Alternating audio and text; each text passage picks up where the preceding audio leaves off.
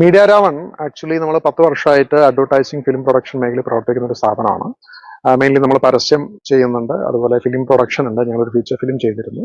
അതോടൊപ്പം തന്നെ ഞങ്ങളുടെ മറ്റൊരു ആക്ടിവിറ്റിയാണ് ഫിലിം സ്കൂൾ ആക്ടിവിറ്റി. എന്ന് പറഞ്ഞാൽ സിനിമ പഠിക്കാനും സിനിമ അറിയാനും ആഗ്രഹിക്കുന്ന ആളുകൾക്ക് വേണ്ടിയിട്ടുള്ള ഫിലിം ക്യാമ്പുകൾ നമ്മൾ കണ്ടക്ട് ചെയ്യുന്നുണ്ട്. ബേസിക്കലി നമുക്ക് അതിന്റെ ടെക്നിക്സും ഇത് എങ്ങനെയാണ് നമ്മളൊരു സിനിമ എടുക്കേണ്ടത് എന്നുള്ളതിന്റെ ടെക്നിക്കൽ സൈഡ്സ് നമുക്ക് പഠിച്ചെടുക്കാം. നമ്മൾക്ക് എങ്ങനെ അതായത് സ്ക്രിപ്റ്റിംഗ് എന്താണ്, ഷൂട്ടിംഗ് എന്ന് പറയുന്ന പ്രോസസ്സ് എന്താണ്, അത് കഴിഞ്ഞ് എഡിറ്റിംഗ് എന്താണ്, കളറിംഗ് എന്താണ്, മ്യൂസിക് എന്താണ്, ഇത്തരത്തിലുള്ള കാര്യങ്ങളുടെ അടിസ്ഥാനപരമായിട്ടുള്ള വിവരങ്ങൾ നമുക്ക് മനസ്സിലാക്കിയെടുക്കാൻ പറ്റും.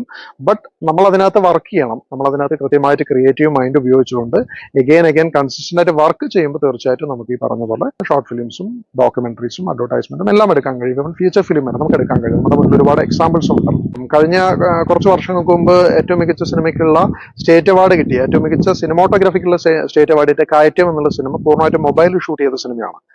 കഴിഞ്ഞ വർഷങ്ങളിലെ ഇന്റർനാഷണൽ ഫിലിം ഫെസ്റ്റിവൽ IFFK പൂർണ്ണമായും മൊബൈലിലും ഐഫോണിലും ഒക്കെ ആയിട്ട് ഷൂട്ട് ചെയ്ത ചിത്രങ്ങളാണ് കഴിഞ്ഞ പ്രാവശ്യം ഫെസ്റ്റിവലിൽ ഉണ്ടായിരുന്നത്.